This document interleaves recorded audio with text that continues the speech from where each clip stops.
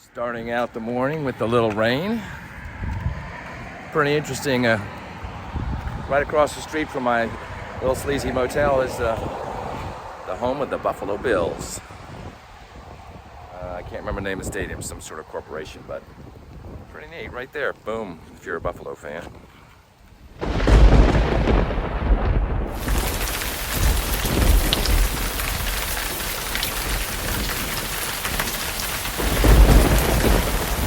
Turn that rental car in. Love getting rid of rental cars. Boy, they always make me nervous. In 1,000 feet at the traffic circle, take the second exit onto Lincoln Parkway. Anyway, I'm in Buffalo. Pretty fancy, huh? Look at these houses. I must be in the super rich section or something, because this place is like bonkers. All right, the journey begins. A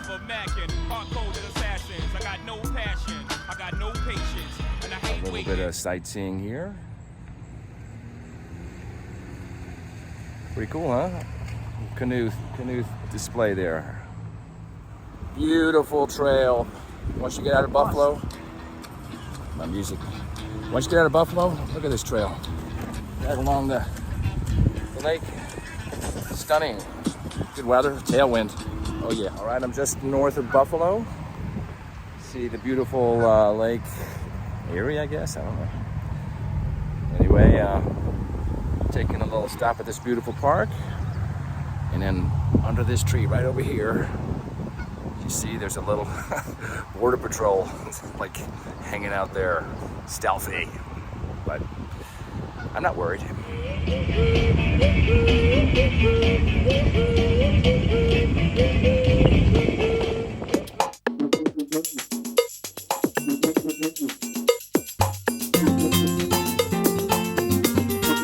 Mame, mame, mame.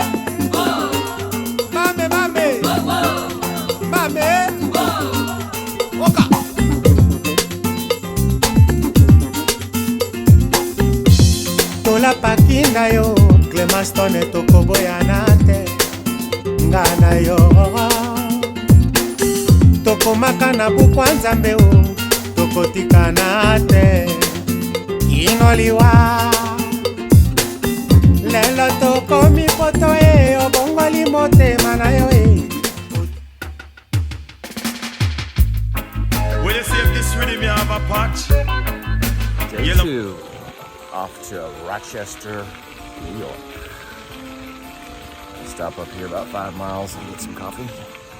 Beautiful day. Waiting for that tailwind to start kicking in probably around 10 o'clock. Must have a n, say 5 plus 5, it equal to 10. And if you have goat, you put them in a pen. And if you have a rooster, you must have a hen now. Zungu zungu go zungu zen. Zungu zungu go zungu zen. Jump for happiness and jump for joy. You know fi call yellow man no boy. Lady and then you so take fit. All right, first problem of the day. I started off today and I was feeling some looseness in the crank here, right there. So that has to be replaced, and so there's a cartridge in there, and somehow the bearings are going bad, and I've gone 27 miles. I've got to go 25 more, and those things can really go at any time. It's already kind of wonky, so we'll see if I can make it. Otherwise, I don't know what to do. Zungu zungu go zungu zen. Zungu zungu go zungu zen. Hey, go shumpen, go shumpen. Hey, go shumpen, go shumpen. It's like 50, 60 miles, I don't know. Anyway, so I made it, and they're looking at it, and hopefully they'll be able to fix this thing, and I'll go find my campsite for the night. Hopefully. Big shout out to REI. They fixed the bike. They put me right in front of everybody and got me out of there within 45 minutes. $50 for a bottom bracket, which is fine with me. So now I'm not worried about the whole crank falling off. Now I'm at Lock 33. This is a primitive camping area. You can just set up your tent here. There's no water, you just except for in the canal. Just set up your tent and go in the morning. So I'm starting to get a little 5 o'clock shadow. All right, I just had another cyclist pull up. She talked to the lockmaster, and we are in the right spot. And she just came up from Philadelphia. She's been going at it for 700 miles or something.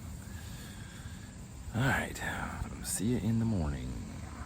Go down silence, but tell the yellow man come fi tell them again. You live a Kingston or you live a Maypen. Say if you have a...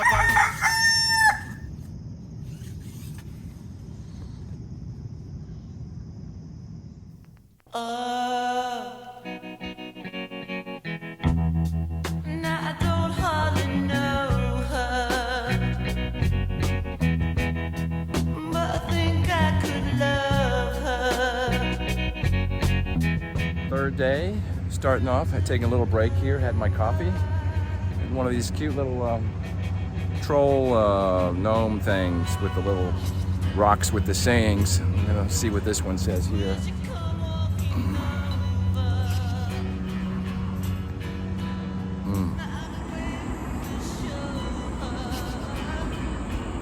Well, I think that's pretty rude. You know, most people are pretty nice once you get to know them. Over and over.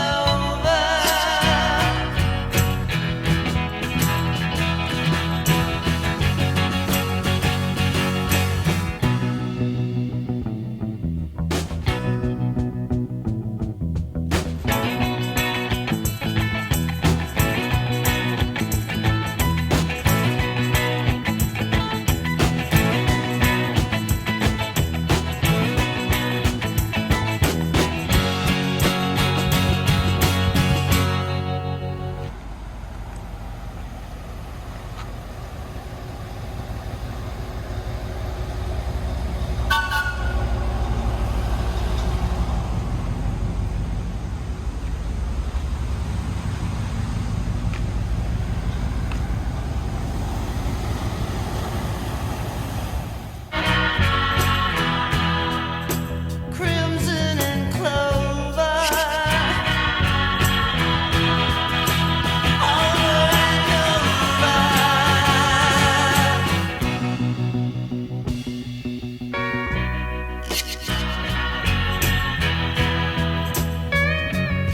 This is the Lions Public Library, and these libraries are all over the small towns, and you can just go in there, charge up your stuff, relax, get out of the weather, because it looks like it might rain. Off I go. All right, tonight I am spending it in Lyon, the peppermint capital of the world at one time. So they have a peppermint festival and all this peppermint stuff. There's a lock right here. And check out this campsite. Oh, beautiful. Look at that. All to myself. Freshly cut lawn. So I'm going to get that tent going here. Sweet.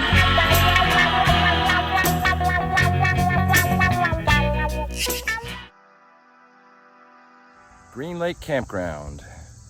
Would I stop there again? Probably not. Not for one night. It's $27. Hell of a hill getting in there. It's like, whoa. No electricity, no water, but they've got showers and a sink if you need to wash your stuff. And then you're just in a kind of loud campground with no view of the lake or anything. So what I would do is just go in. You don't have to pay to go to the lake. Go to the lake. They have a big beach there. Go swimming, shower, charge up your stuff for a couple hours, and then keep on trucking until the next campsite. Pretty lake. If you're gonna do a rest day there, it's probably worth it.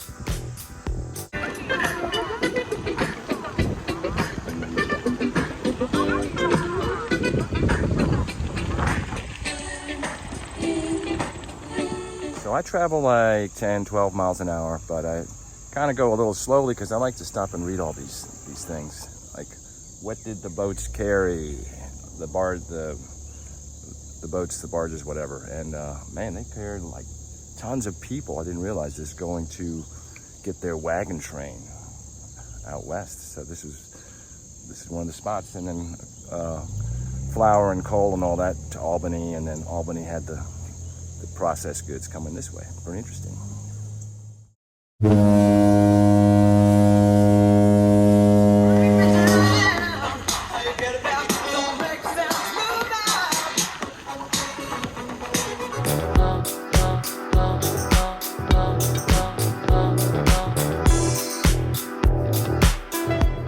Intersection, see that? Bike path, painted green.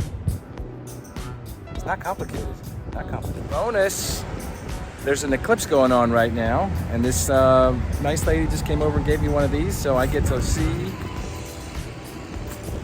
the eclipse, and it's about like 1/8 covered. Pretty cool.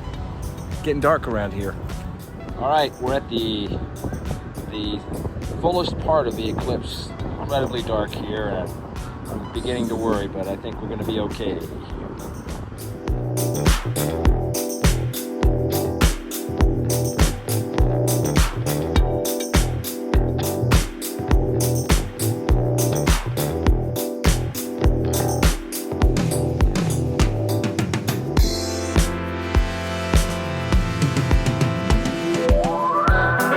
I'm about 10 miles outside of Utica, and for the last 100 miles this is what you're riding alongside. If you're not familiar, it's like a swamp. So, you know, all the boats go away about 100 miles back, and you're just going on this kind of swampy trail. And so if you think it's all going to be the boats and that kind of charm, it's not. It's going to be turtles and moss and swamp stuff.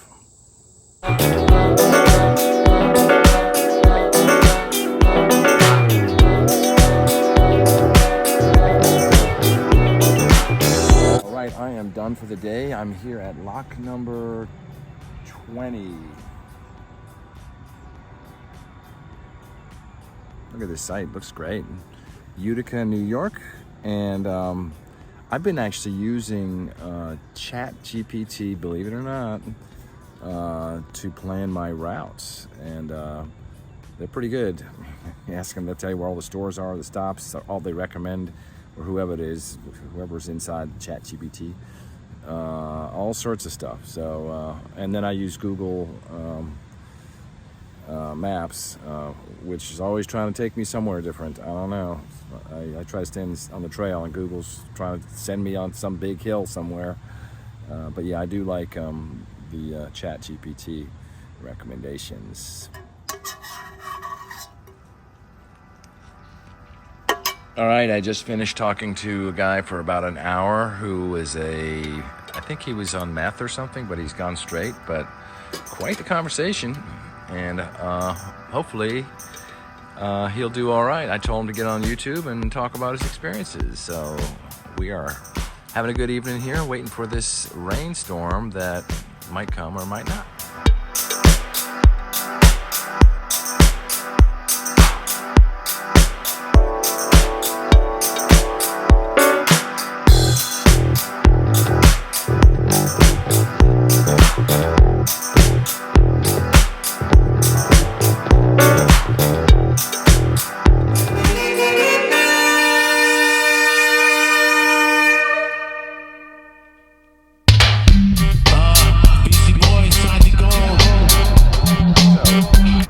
Start, and then about a mile in there was a detour, so I've gotten detoured into Whitesboro or Whitestown, whatever, which one you want to pick. Looks like get everything planned out, and then you get this detour, sets you into morning traffic.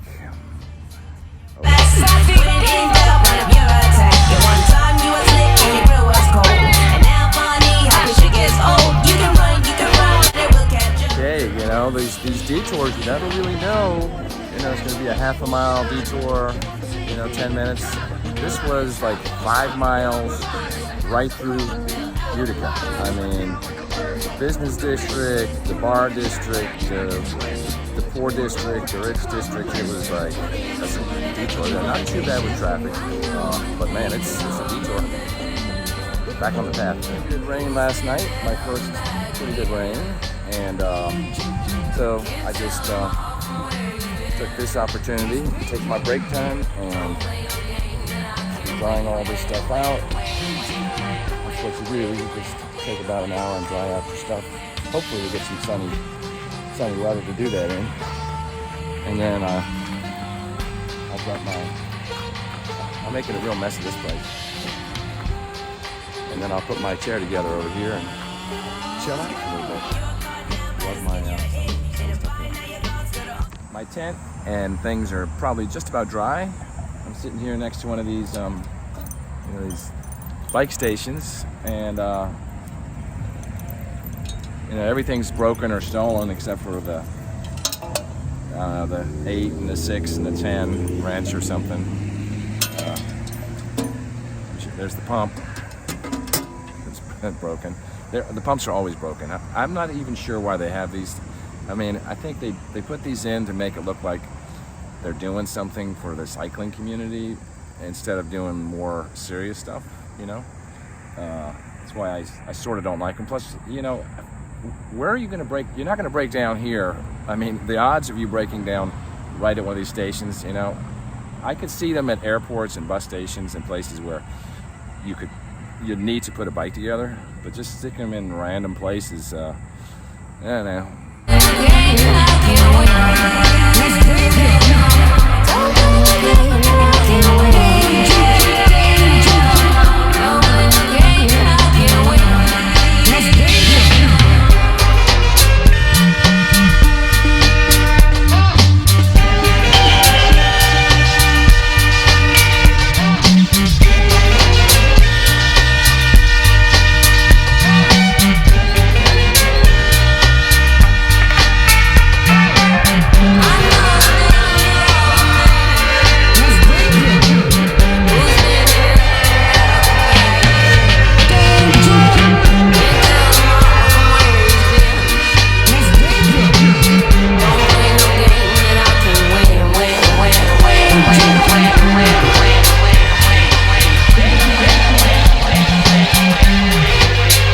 Everybody is bike touring. Some people are canoe touring. These young ladies over here are I don't know where they're going, but I love this rig here. And they're going to Buffalo, so they had that headwind all day. Well, it looks like they got a Kevlar canoe. At least that helps. I am staying tonight at St. Jonesville Marina and Campground. It's like a municipal place, $10 to camp. And they have this great camping area. There's a little roof there if you need a little shelter, if it's going to be stormy. There's my tent because I don't want to be near anybody. They may snore or I may snore, but whatever. There's one guy in there. He's from Brazil, crazy Brazilian with e-bike, and he's a newbie, and so everything he has weighs like a bajillion pounds, except for his big Agnes tent, which is pretty impressive. There's the train. Every place I've stayed, it's been an e-bike person. I haven't hit any. Oh yeah, one place it was a regular biker, but the rest is a e-motorcycle people. So that's the way it goes. Me and my love for the e-bikes. St. Jonesville Marina. Nice place, cheap. Got some nice, see that? Nice scenery, but man, there's a busy highway over here. Trucks and trucks. And then there's a road that's busy next to it by the highway. And over here, there's trains that are running all night long, and they're disconnecting and stopping and doing their horns. And so, better have some earplugs for this place, people.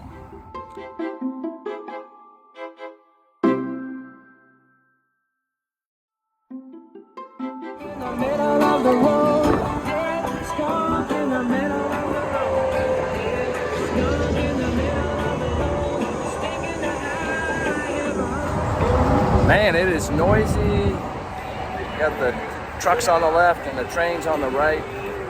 can hardly hear my radio blasting. But smooth. See, nice smooth asphalt all the way to Albany. Those two guys I met back there, they're gonna run into that crushed gravel soon enough. And that stuff is nasty, dirty, slow. Onward.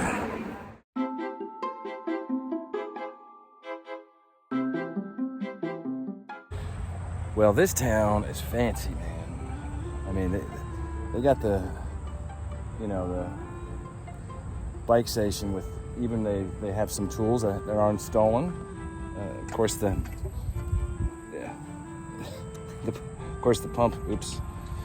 pump's broken like usual, but man, they've got bridges and things to get you over to the shops and chairs and vistas, and this place is great, man.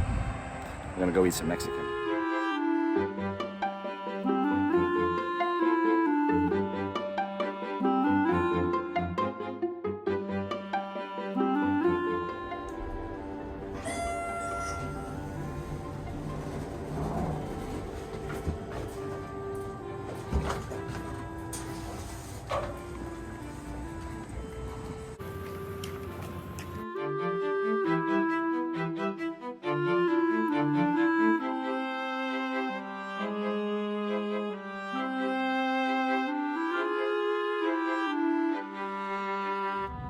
Today I'm gonna try to be 20 miles outside of Albany so I can ride in and catch a train the next day. And I'm gonna do the old camping at the lock thing.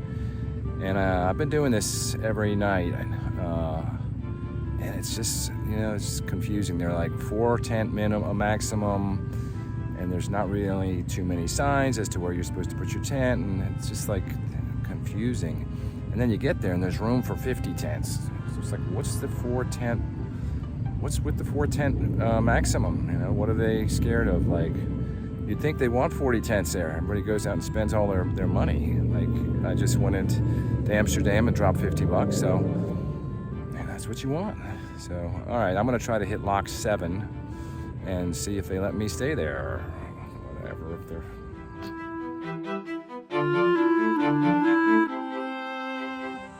I'm at lock 7. See, there's beautiful trees and a picnic table there and there. And then over here, picnic table. So, and then there's a spotter pot. So I'm assuming that this is the 4 tent maximum campsite. I'm supposed to check in, but they don't give me any numbers to do that. So I'm just gonna set up in camp. It's kind of confusing. Okay, it's almost 6 o'clock. Got the tent set up and nobody said anything to me, so I think I'm ready to go here. It's my other issue right there. Oh yeah, big storm coming in. Just hope there's not too much lightning. Don't like lightning.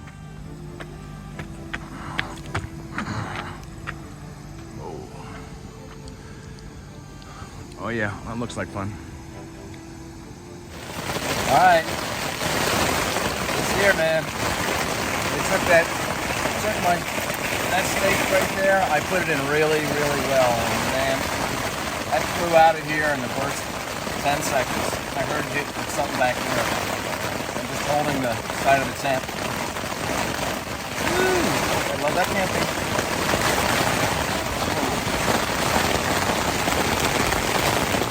All right, I heard the first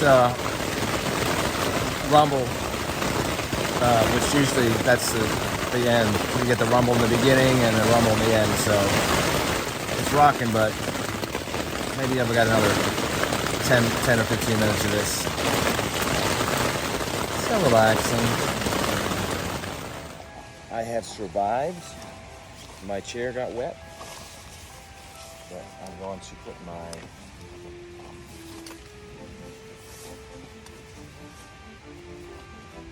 clever hood, rain jacket on it, and relax and have my glass of wine. So, see you tomorrow.